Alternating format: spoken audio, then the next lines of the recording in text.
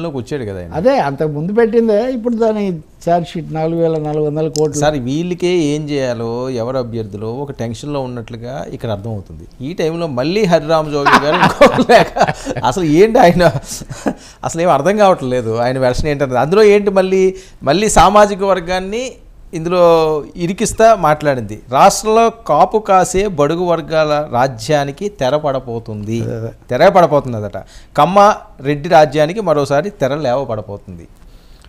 అదే ఈ లేఖలో చిరంజీవి ప్రస్తావన చాలా చోట్ల చేశారు. చిరంజీవి నటించిన చంటబ్బాయి సినిమా మీరు చూస్తుంటారు కదా.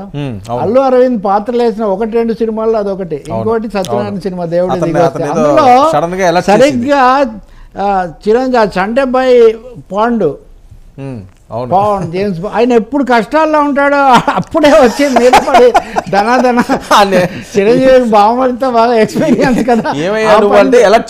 ఇప్పుడు హరిరామ్ జోగి లేక ఇప్పుడు అదే పవన్ కళ్యాణ్ అసలు కనబడక ఏం మాట్లాడకలా ఉంటే ఆయన లేఖ రాస్తున్నాడు. కానీ ఆయన కొన్ని నిజాలు రాస్తున్నాడు. అంటే మొన్న మీకు చెప్పాను నేను, మీరు జగన్ రాకూడదు చంద్రబాబు రావాలని కోరుకోవడం మీ లక్ష్యం.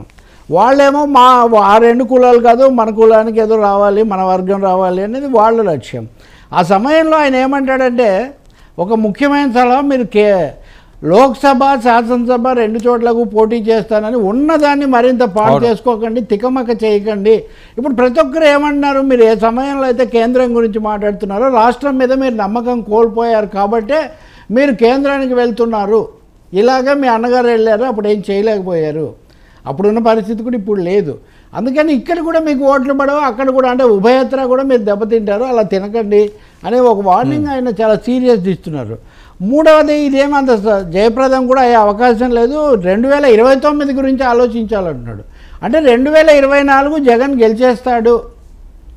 హరిరామ జోగయ్య లేఖ ప్రకారం 2029 గురించే మనం ఆలోచించాలి అని చెప్తున్నారంటే 2024 అంటే ప్రస్తుతం జరిగే ఎన్నికల్లో ఇంకా మనం ఆశ వదులుకున్నట్టే, మీరు ఆ ఆశలు వమ్ము చేశారు అని ఆరోపిస్తున్నాడు. ఇంకా చెప్పండి. ఇందులో ఒకటి కర్ణుడి చావుకు 1,00,000 కారణాలు అన్న చందంగా కొన్ని తెలిసి తెలియని తప్పుల వల్ల ప్రజారాజ్యం పార్టీ 18 సీట్లకే పరిమితం అయిపోయింది. తెలిసి చేసిన